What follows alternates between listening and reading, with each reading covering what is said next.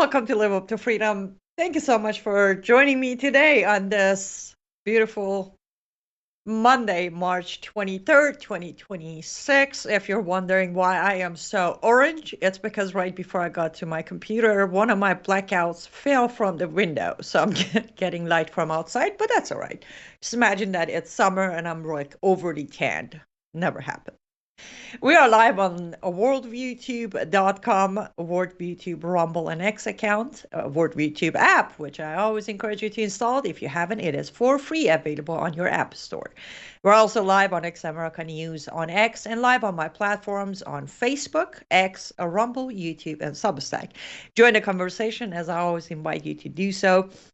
What we're going to do today is I'm going to take about 10 to 12 minutes. I'm going to talk to you guys about a few things, and then we're gonna head to my speech from 2 Saturdays ago in Chicago when I did my book pre-release signing.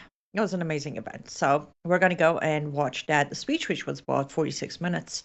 There's a lot to talk about, but not today. I will dissect it all tomorrow. Hopefully we have more information by then too. But let me start here. Thank you. The book was officially released on Saturday, which would have been Friday night. And though I prayed a lot, and I'm going to be very honest with you, that very moment when I got the message from Amazon that your book is live, the paperback and Kindle, I panicked.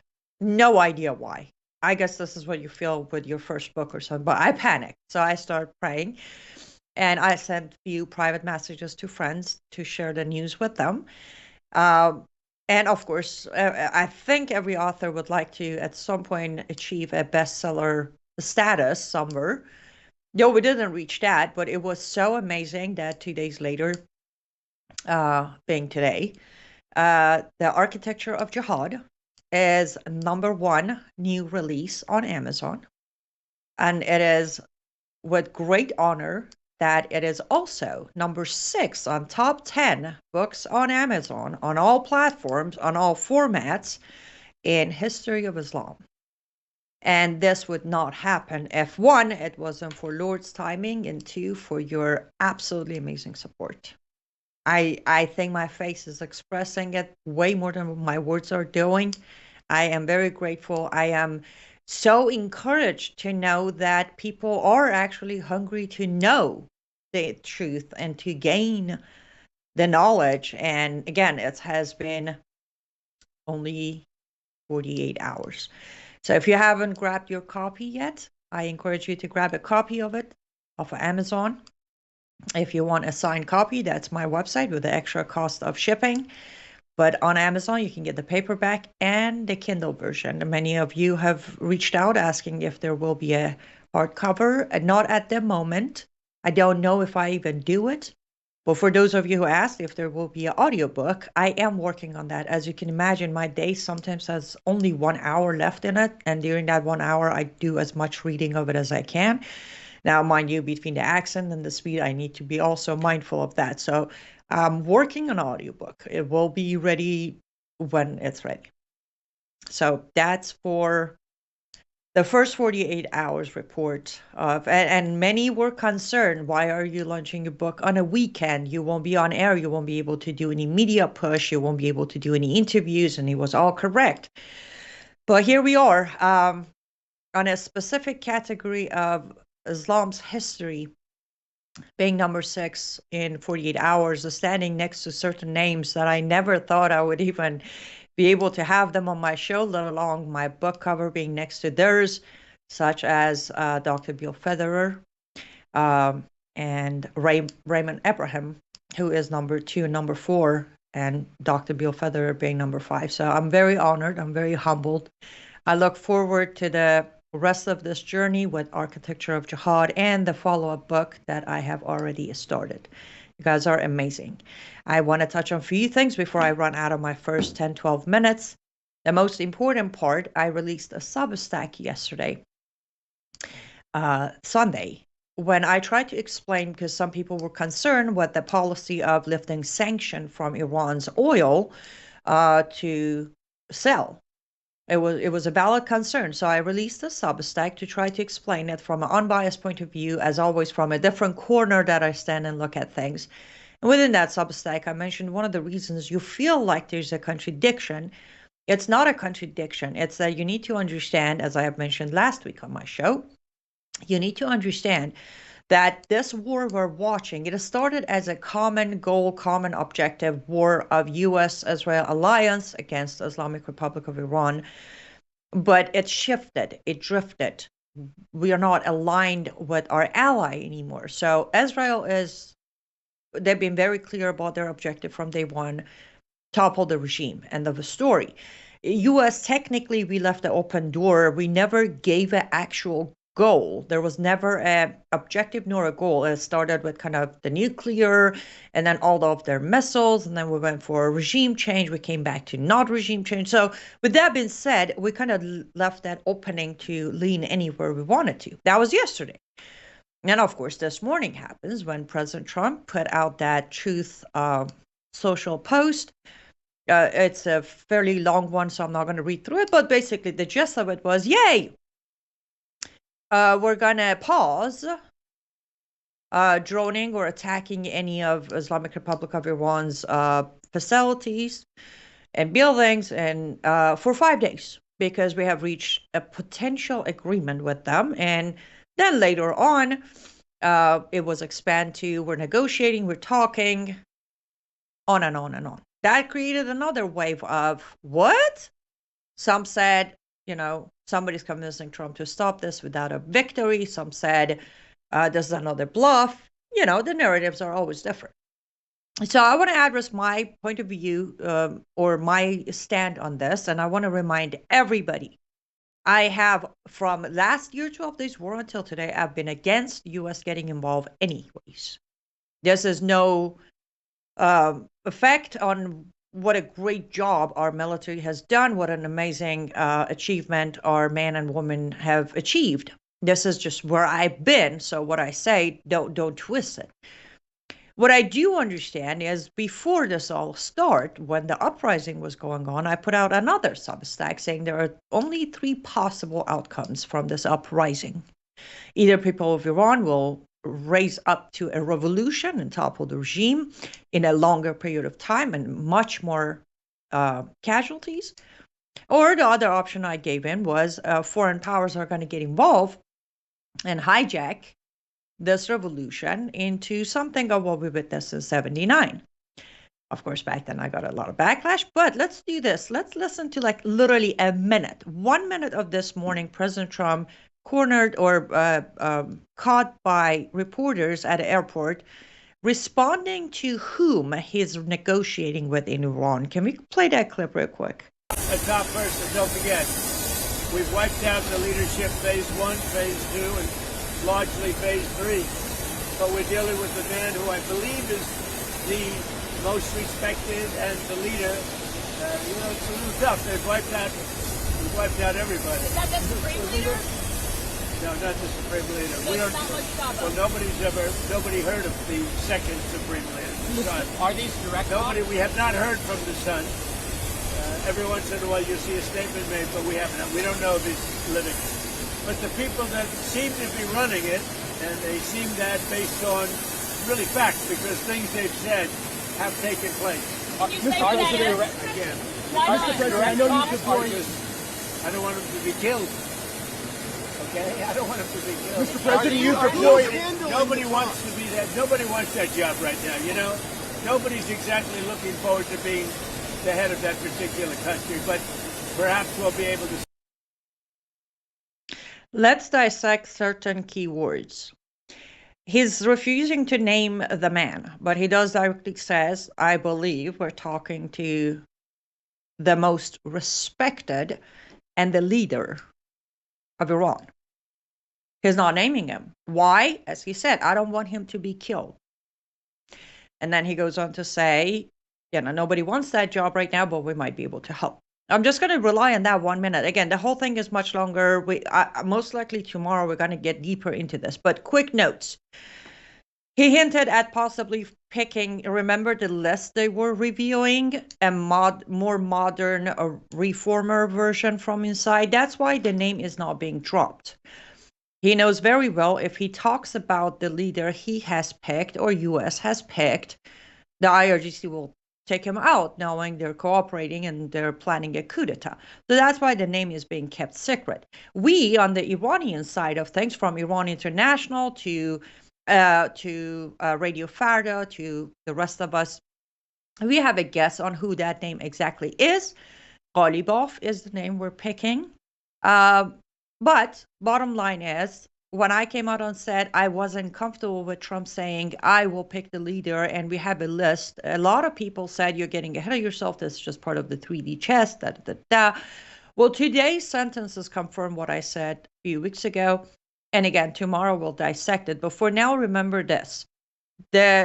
You can't negotiate with a government that is not a government, because we all know Iran is ran by IRGC at the moment due to lack of actual Sharia system in place. So whomever we are talking to is definitely the replacement we have picked. As I said, we'll get more details tomorrow. I'll go through all of this tomorrow. Possibly I'll be joining Brennan House tonight. We might even touch on it there. But for now, just remember, we all define victory a different way. So anybody who thinks there's no victory, we're walking away without it, depending on what you call that, it could be different. But bottom line is, as of right now, as this moment we speak, looks like the new government has been picked for Iran, and they're already making the deals and arrangements. Where that goes, we don't know. I have a guess. I'll tell you all about it tomorrow. But today is about architecture of jihad. So let's do this. I will keep my eyes on your comment sections. I'll be here. But we're gonna go to an ad break, and then after that, we're gonna go to my speech from Saturday in Chicago. And I will encourage you again to grab a copy of The Architecture of Jihad from Amazon or signed copies from my website. I hope you enjoyed this speech. If you like it, go ahead and share it with other people. And again, I am very grateful for your absolute tremendous support in the last 48 hours. I'll see you guys tomorrow.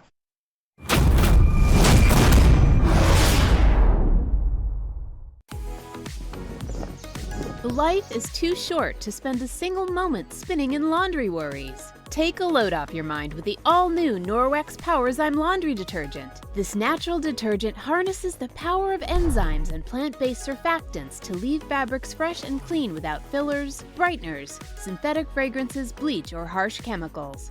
So go ahead, have your cake and eat it too. More than ever, stressful stains have met their match. Powerzyme's fast-acting enzymes break down organic substances while natural surfactants loosen locked-in dirt and oil, removing residue, stains, and odors with ease. With 91% bio-based ingredients, this dermatologist-tested hypoallergenic formula is suitable for sensitive skin types and delivers a safe and effective clean that won't harm you or the planet's waterways. Less time spent worrying about laundry means you can focus on what truly matters. Norwex Powerzyme Laundry Detergent. Discover the power of nature and load up on confidence. Well, hello everybody! It's Annie Cyrus. Welcome to my art studio where all the magic happens. This is the station for painting, and that is the station for all the resin art I do. If you want to check out my art, all you gotta do is go to lutfstudio.com.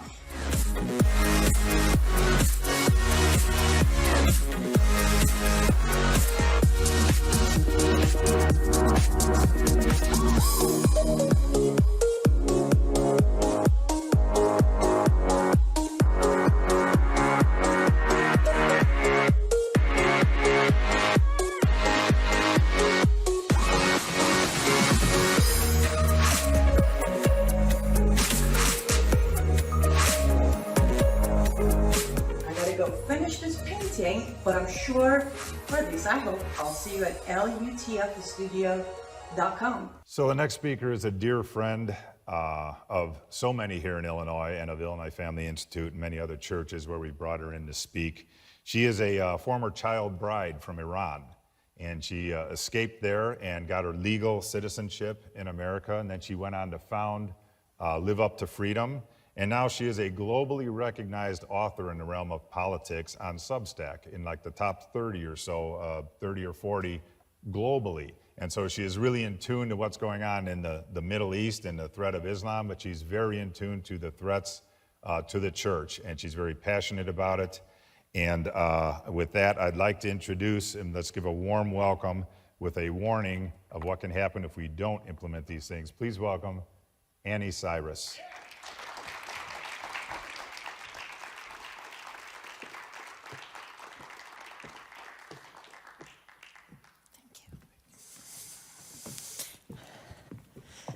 Good afternoon. Let's try again. Good afternoon. There you go. It is so good to be back, Chicago, and here. I was up here end of 2021. It was right after the wonderful withdrawal under Biden from Afghanistan. I didn't have much good news back then, but here's the good news. I have even less good news today. Get ready. I have been blessed by Lord to finally publish a book. Thank you. And I understand, especially for those of you who met me before, know my story and my background, it is pretty disappointing that the first book did not end up being my autobiography. But after the 12 days war last year between Israel and Iran, I woke up one morning, it was maybe a day or two after the ceasefire, and I noticed many people are celebrating this ceasefire. And as an Iranian American, I wasn't. I was very upset that there was a ceasefire. So I thought about it, I prayed about it, and I realized, oh, I know why my fellow Americans are celebrating this. Because they still don't understand the depth of danger we face from Islam. Furthermore, they still don't understand the biggest power behind Islamization is the regime in Iran. Thank you. You're welcome. So, that's why the first book is The Architecture of Jihad. I have no doubt everyone, correct me if I'm wrong, you all have heard of the word jihad, right? Yeah. Perfect. What if I told you that there is more than one jihad, even more than two? What if I just simply said there are 10 different faces of jihad? And every single one of those 10 has been applied and enforced in America exactly since September 11. If you don't believe me, that's okay. The book is right there. Grab a copy. It is documented, not based on my experience under Islam, not based on my childhood, no. Every page is documented by actual text of Islam. Quran, Sirah, Hadith, Reliance of the Traveler, and Tafsir from all 4 major Islamic schools. By the way, sorry, I sometimes use terminology that are confusing. Tafsir is when the muftis of Islam dissect, explain, and take a meaning of a Quran. I have documented Muhammad's life and his time and how he used every single one of these jihad forms. Then I walk you through the history of how that phase of jihad make its way from Muhammad time to modern day. And then we go through the modern day application of that jihad. I'm sure you flip through the page, some of the jihad will seem pretty familiar. But so far, those who have read the manuscript or pre-release copies, one thing that got every single body's attention was a chapter called Missionary Jihad. Have any of you heard of that before? That's all right. We'll go over it today. So as Christians, we hear the word missionary and we immediately think positive, right? Spreading the gospel, telling the truth, telling people about Christ, His love, our Father. Well, let me introduce you to Islamic missionary. In the Quran, it says it is mandatory for every Muslim to preach Islam and invite all non-Muslims to enter Islam. Fair enough. That's what we do too. But then it goes on to say, and if they reject your invitation, you shall ask your imam to call war upon them until they accept your invitation or they be killed. So every time your church, I don't know if this is home church to anybody, but every time your church, because I know this church doesn't do that, every time your church is involved with interfaith dialogue, your pastor is actually committing missionary jihad for them. Because every time he allows you to go talk to them or them come talk to you, if you don't become a Muslim, you just became an approved target by Islam. And God forbid, if you do agree to become a Muslim, well, I think that's even a bigger sin for your pastor. But I'm no pastor, so I'm not going to pass judgment here. Now, as of right now, as I speak to you, on this beautiful, undecided weather Saturday in Chicago, there are over 360 interfaith dialogue buildings across America.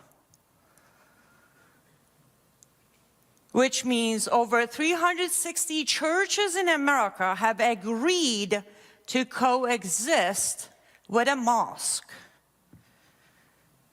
Now, I'm not going to say synagogues are not involved with it. They are too. But today we're talking about Christians, so I'm going to stick with churches. That means 360 plus pastors have decided to lie to you. Either because they don't know what they're doing, or, well, because they decided it's better to negotiate with terrorists. Now, I don't have any slides. I'm not going to go into too details of verses of Quran or Hadith or even Bible, but I will say this. I'm positive that we were warned in the Bible, and my people perished from lack of knowledge. The knowledge they rejected. That part is too important. Have any of you who are familiar with Islam, with Sharia, with Jihad, with any part of it, have you walked up to your pastor, and I understand all day, very delightful to hear all speakers saying we need to hold our pastors accountable, absolutely. But I'm here to say I'm going to keep you accountable. Have you walked up to your pastor and asked them about Islam? Have you handed them any kind of book to inform them? Have you given them a chance to reject knowledge before we keep them accountable? And I understand, yes, pastors are to lead. But sometimes we need to help them. Sometimes we need to show up and say, hey, pastor, did you know that we have interfaith dialogue going in our area? And see what they have to say. But we don't do that. I was so happy, by the way, to be almost one of the last speakers because I got the sense of the room that it's okay, I can practice my First Amendment. If I offend you, you're going to be okay with it. I agree with one of the comments made earlier. We have become too lazy. We look for somebody else to blame when our country is taken away piece by piece every day. And again, proof of everything I'm saying is in the book. And no, this isn't me plugging the book. This is me saying, I only have 36 minutes to get through it, so I can't give you every piece of evidence. But the evidence is there. you want to confirm. We expect our politicians to all get it right. We expect our pastors to do the right thing. We expect our neighbors to start. But we're never the first one to get up and say, you know what, I'm going to start. And it may not be any of you in this room when I say we, I'm specifically talking about Christian Americans. We're very good at blaming other people for our problems. So let me step from missionary jihad, which I gave you a short version. I'm going to step to the very last jihad that probably you never thought of. It is called betrayal jihad. It is the only form of jihad that is not in the Quran, that is not in the tafsir, it's not in Reliance of the Traveler, it's nowhere in Sharia or Islam. Because we're committing it. Because the non-Muslims have abandoned their values, their constitution, their leaders, their duty, and decided to take the easy way out. Coexist, look the other way, let it go, don't create conflict. There is a saying from Cyrus the Great. He said at some point one day, those who choose ease over duty prepare to be led by others. And I can't help but to think we have chosen that very path in America. In your city, right here, there are stores, small family stores to big Walmarts, selling halal product, correct? No? Maybe? And that halal product has a specific type of Islamic taxation on it. And percentage of that taxation goes directly to fund the most known jihad, which is war against non-Muslims. So you're locally, you're allowing the funding of jihad against yourself. And some of you might even shop at that store.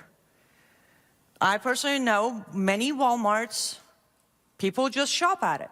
You don't go look at the aisle of, halal to make sure they sell halal or not. So on top of allowing it, you're funding the jihad against yourself. I talk to people, I say, why don't you change your store? They're like, oh, the next closest Walmart is 12 minutes away. Oh, wow. Okay. In your local schools, they're serving halal meat to students. Some places like Michigan, they're feeding halal meat to all the students. Some places like Chicago, only Muslim students.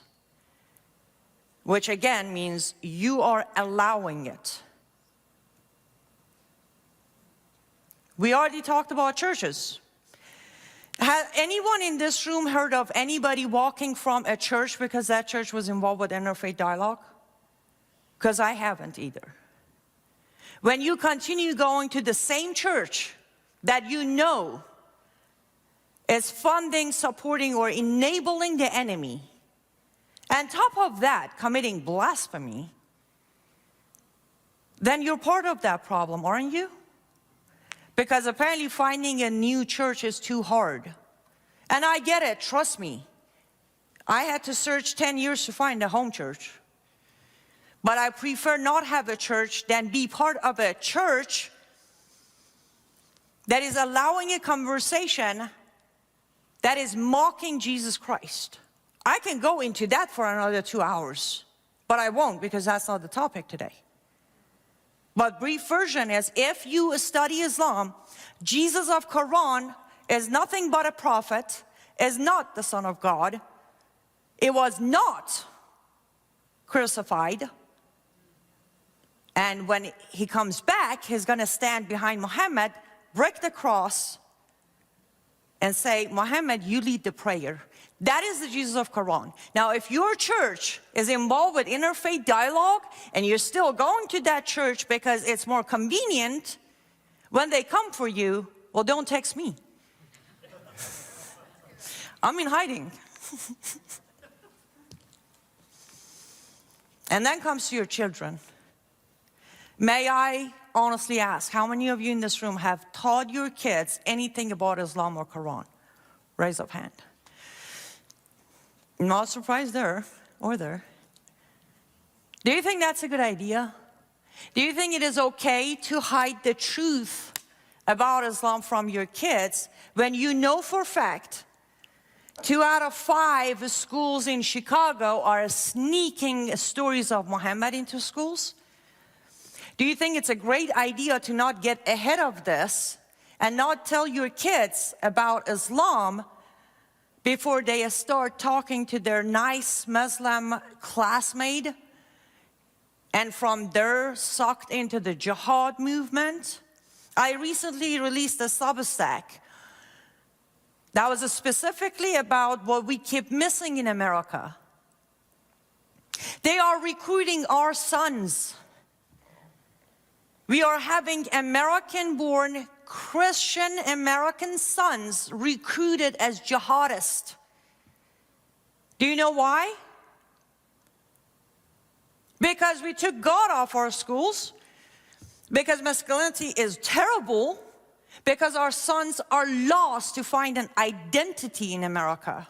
So somebody comes and say, hey, I know this God guy named Allah. He's got a cause for you. And the more violent you are, the more he's gonna like you. And the son's like, oh great, what do I do? Say the Shahada, go blow yourself up. We are literally losing our kids to Islam because we chose to look the other way. Because we chose to protect them from the evil of Islam. Because we choose not to sit down and say, I need to talk to you. We have a problem in America, and I'm going to tell you about it before somebody give you the sugar-coated version of it. Before your teacher tells you Muhammad was this great prophet, I will tell you the truth, and I'm going to show you the evidence that Muhammad was nothing but a pedophile. I'm sorry, the days of sheltering our kids are over. The days of looking the other way. The days of not paying attention about our Muslim neighbor, those are all over. Can you imagine for 1 second being me on this stage this very moment? Iranian American and a Christian. And you all know what's happening in Iran.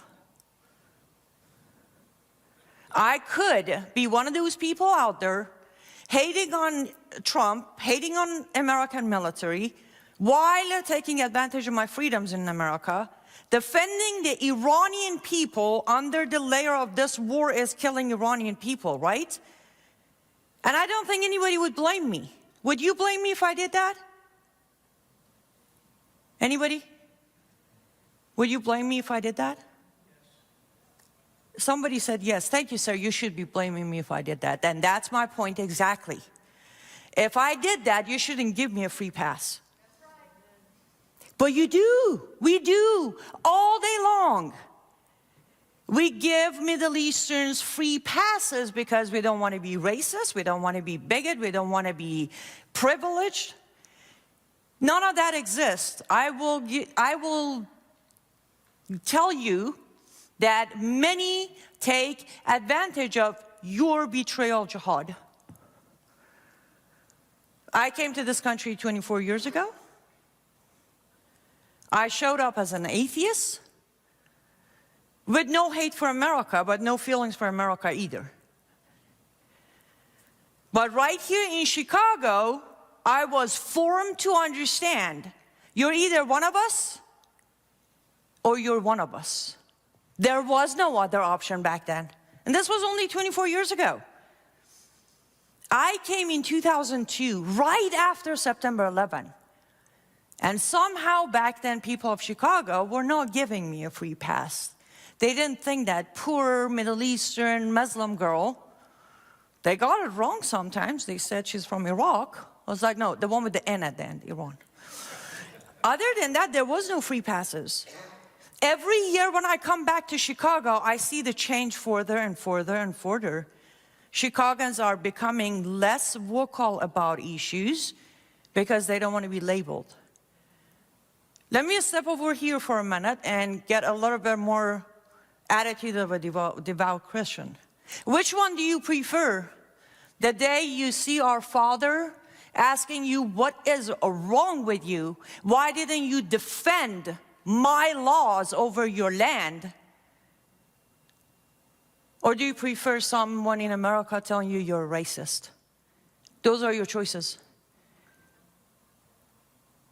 Other speakers said it, so let me repeat it too.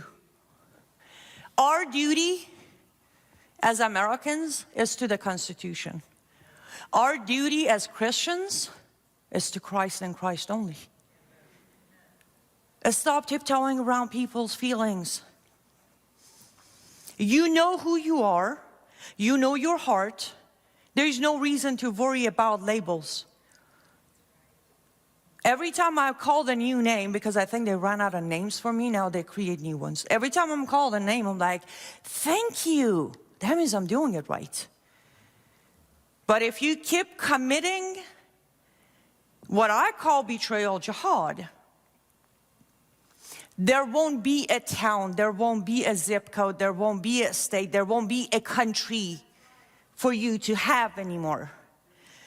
I want to take you back to 10 weeks ago, when Iranian people came on the street on December 27, 2025, for the 12th time in 47 years, to try to take their country back. For 8 weeks straight, until Israel and US started the strikes on Iran. And Iranians are still holding on hope that US and Israel will finish the job. Forgive me as I'm about to say this, but what makes you think you're better than Iranians? What makes you think in 47 years you're not going to face that? And here's a question. Who are you going to wait to come help you then? Because Iran can count on Israel and America today. Who are we going to count on in 47 years to come save us? Nobody. There is no one left. When America is conquered, they're going to try to wipe Israel off the map. Why do you think we are not target number one? Israel is facing the typical battle jihad every day. But America is facing all 10 phases of jihad because they have to take us out before they can go after Israel. So in 47 years, in 50 years, there is no one to come help. There is no taking this country back. And if you think there is, I ask you this. Whatever it is you want to do in 50 years, why are you not doing it today? And genuinely, I want to know that. Why are you not taking any actions today? Because you think it's not going to happen here? Because you have somehow missed the whole point that as we step into 2026 midterm, there are 318 active Sharia practicing officials from local, state, and federal government in our offices. Yes, exactly. Lack of knowledge. Lack of knowledge. If we don't pay attention to what is priority today? Genuinely, what is priority? If conquer of America is not your priority, I mean, I don't know. We can go have pizza, I guess. There's football somewhere Sunday. They are conquering our land through different jihads, which all have a way to counter. In the book, at the end of each chapter, I actually have practical countermeasure steps. And none of them are counting on your government. All of them are counting on yourself. But how do I stop the betrayal jihad? How do I stop my fellow Americans and my fellow Christians to continue committing jihad against ourselves?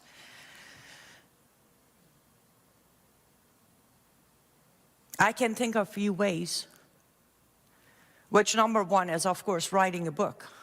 and then hoping they will read it. And then take those chapters and hand it to somebody else. Get a copy of this book to your police commissioner, because I also talk about lawful jihad. Give it to police officers, military, lawmakers, legislators, everybody. Then I can remind you all, though I'm very new, I was saved in 2017, but I do know one thing. When you think you're in control, God will remind you how much in control you're not. So if we continue being this, one of the things that got me to fall in love with America was this confidence. We the people. It sounds so good, doesn't it? We the people. And nobody else can say it. Only belongs to America. We the people. But then somewhere we went from that, we the people, into I'm untouchable because one day somehow, somewhere, founding fathers did it. That's the problem today. We think we're still untouchable. May I remind you of COVID time? How untouchable were you? We're not untouchable because we think we're in control. Because we think being American somehow protects us from the rest of it. No, what protects us is being Christians. And again, said earlier, I think it was Pastor Jim who said it, when we talk as Christians, there is no nationality behind it anymore. It's sisters, brothers in Christ. We keep mocking Europe. Oh, Europe is gone, UK is gone, France is gone, right? Look what they did. We're doing exactly what they did. They kept quiet. They thought there's a negotiation with terrorist jihadists somewhere. They thought if they don't know the Quran, that's fine. Who needs to know the Quran? They didn't educate themselves. They couldn't differentiate between the ideology and the people. They kept voting for practicing Muslims into offices, thinking somehow they're gonna uphold their constitution over Quran, because they never read the Quran to tell them that you follow the law of the land until it goes against Allah's words. At that point, you stop following that land's laws. So educate, educate, educate, but at some point that education needs to become action. My question for this room is, are you genuinely willing to sacrifice 10 minutes a day to take action to stop Islamization of Chicago? I'll take that as a no. How about 5 minutes? It doesn't take much. Believe it or not, it doesn't take much to stop this. The very first thing is you need to remember. I'm going to step a little over here. Let me talk to you as the foreigner. This country is beyond your comprehension. You have no idea what you have. Not a clue. There are billions who would give parts of their bodies to come to America and live in America. The uniqueness of this country, not by law, not by constitution, by its people, is to itself. You don't find this anywhere. I know you all love America, but I want you to start loving Americans beyond party lines, beyond age and generation. Remember, America is made of Americans. And if Americans keep fighting each other all day long over tiniest differences, we are so distracted that New York City ends up with Mamdani. Mamdani would have stand no chance if the people of New York City stopped fighting over Democrat versus Republican. And gradually, you're gonna have Mamdanis and Rashida Tlaibs and Ilhan Omars and Keith Allisons and every single one of them coming in more and more if you keep fighting each other. It's United States of America. Don't fight each other, fight the problem. We have allowed our problem to create the division between us as Americans. And Islam is a master of divide and conquer. When you want to argue with a Democrat on any topic, pick your topic. Start your debate, start your argument by reminding them we have a common passion, and that is our country. And then go from there. And don't attack each other as individuals, especially if you're Christians. They can testify to this one. Christians fight each other over Muslims. Since when you're more worried about defending a Muslim than your sister or brother in Christ? When did that become fashion? Historically, it's been proven that Islam advances when a nation turns against itself. Again, I have documented that in that book. They conquered Persia that way. They conquered the Indian Empire that way. And if we're not going to learn from Bible, from history, from Quran, what are we going to learn then? From Fox News?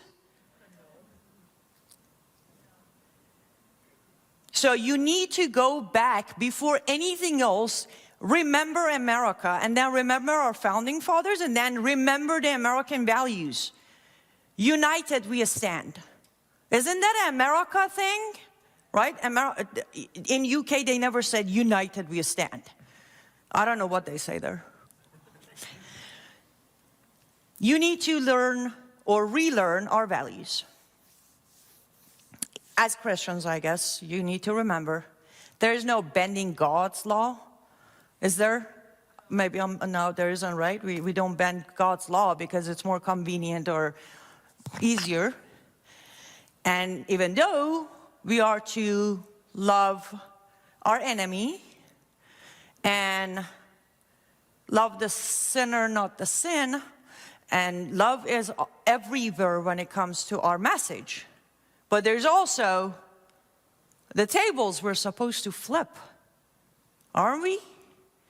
And I can tell you, I can assure you, one of the biggest tables that needs to be flipped in the United States of America is every and any person in charge of local, state, or federal government who is appeasing to Sharia. You can easily access the names who has sponsored Ilhan Omar's legislation or bill to impose anti-Islamophobia bill. Track them, fire them. You can financially hurt the networks of a small or big who are promoting coexistence, promoting Islamization, promoting we all believe in the same God narrative. Financially hit them.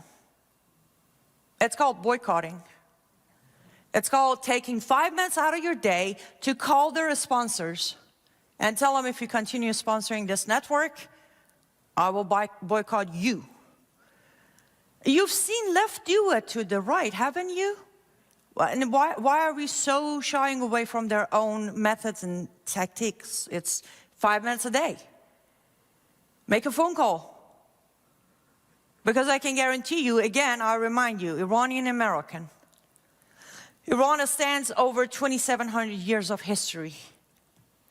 We're really a baby in comparison. If Iran was conquered, America will be conquered. And if we don't push back, if we don't use our God-given rights today and wait for using it when it happens, well, you won't have those rights when it happens. Iranian people don't have a Second Amendment. Iranian women don't have anything. None. And most importantly, Islamic countries, none of them except Saudi Arabia were Islamic countries. So if you want to rely on history, Islam has conquered one way or another, Their army, if not, well, there is always migration jihad. There is always NGOs that we donate to because we want to do humanitarian work. And we don't even check who they're bringing into the country through their refugee resettlement. Were you ever that in America, some of our banks are specifically issuing Sharia loans? We have American banks who are issuing Sharia loans for Muslims only. I'll briefly say this. Sharia loan is based on Sharia, where you don't pay interest to pay it back. So you're okay with Muslim Americans getting no interest loan while you pay more interest to make up for that gap? Then look into your bank. If they are involved, change your bank. I know it's very painful process, get a new bank, change all the auto pays, get a new checkbook. That's okay. That's okay. And that's where the hard work comes in. You have to learn to say no. I think the saying is vote with your wallet. Stop jihad with your entire action from morning to night. You have to. I'm sorry, you waited too long. So the list of due is much longer than it was a year ago or 5 years ago or 20 years ago. They have conquered our banks, our grocery stores, our transportation, our offices from federal, state, local, our schools, our communities with their mosques. And other options, as I said, you're more than welcome to say, well, I don't believe it. And that's okay. One day the knock will be at your door, directly your door. But if you don't start taking your money, your kids, your home, your taxes, your laws, everything, take them back.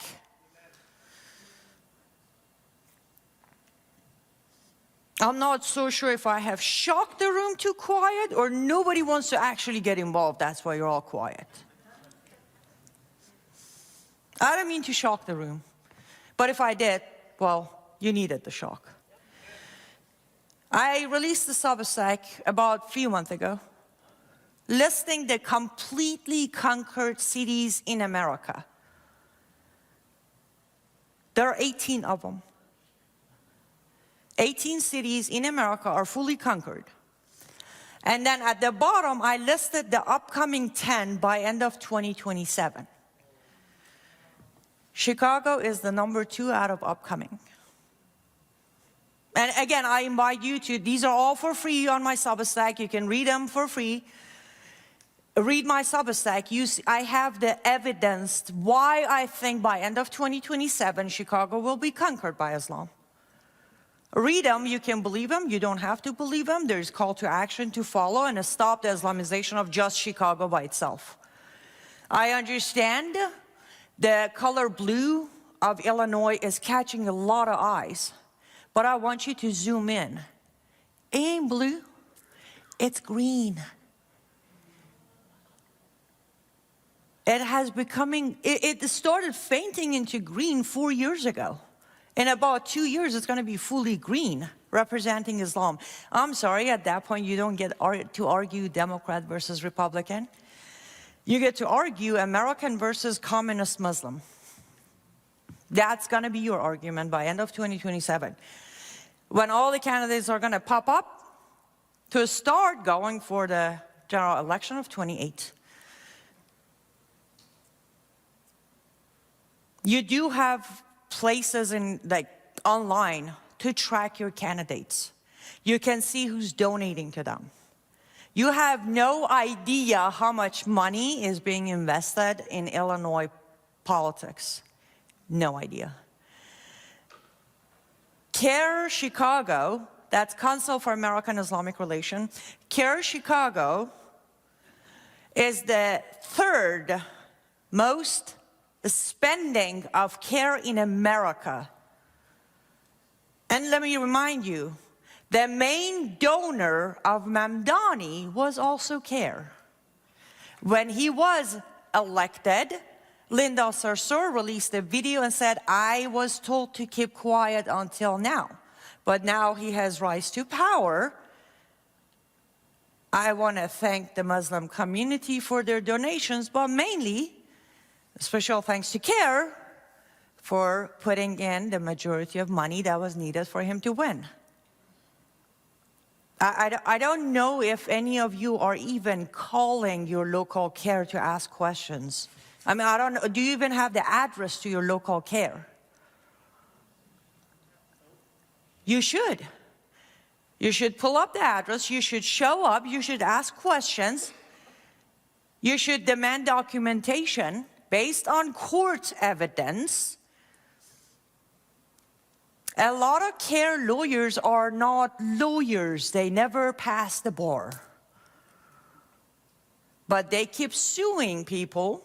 I'm sure you've heard of one of the top 5 biggest stories of CARE lawsuit was Chicago. The airport, when they requested the niqabi Muslim woman to remove her niqab so they could confirm her identity.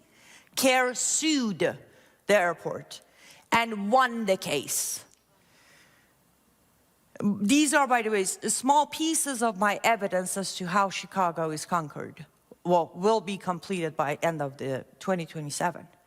And your local CARE is very active, but they're flying under your radar. They're funding jihad, they're backing mosques, they're forcing your legislators to make ruling to avoid lawsuits, because that's what CARE does. The biggest example of my law for jihad in the book is CARE. With case over case over case of them suing good American companies and people to force them to give in, to force them to give up. And I'm sure there's a handful of good lawyers in Chicago who will go up against CARE. Yes, I am promoting countersue. Not just in Chicago, but we're in Chicago, so I'm talking about Chicago. CARE has silenced too many organizations and too many Americans by lawsuit. And for some reason, this is America. I mean, lawsuit is America's thing. But we don't countersue CARE. We're too scared of them. I don't know why. Let's not be scared of them. That's the story that Chaplain Lee can tell you. There's nothing to be afraid of when it comes to lawsuits and charges and all of that. Have faith, stand up, do the right thing, countersue. I had a strong feeling I'm going to run out of time before I complete this topic. To be fair, it's a pretty huge topic to cover. Since I only have 2 minutes, I'm going to calm down. And I said, I don't have many good news. But the good news we always have is we have God on our side. So that's the best news we can have. But then also, I know for a fact, nowhere documented did Lord say, you sit back, relax, I got this. No. Though we know the end, but until we get to the end, we have a role to play. So I am asking you, as your sister in Christ, as your fellow American, as your Persian speaker, whichever one you like, stay in prayer, always. Stay in prayer. But prayers without action, it's gonna get us today nowhere. Thank you. Quick actions. Get a copy of the book, not for my sake, which would help dramatically, but get the copy of the book for your knowledge. Read it, contact me and say, hey, I want your chapter 3 sent to my pastor, and I will gladly send a digital copy of that specific chapter to the person you request. Step 2 is start picking up phones. Oh, I'm sorry, step 2, vote on Tuesday. Step 3, pick up the phone. Start locating your Muslim community funders in Chicago. Then track the money, and when you come to the glitch, then you contact your Attorney General office. You give them the evidence, and you have them do the right thing. And until next year, hopefully when I come back, stay safe, but stay vigilant. God bless you, God bless America, and God bless Israel.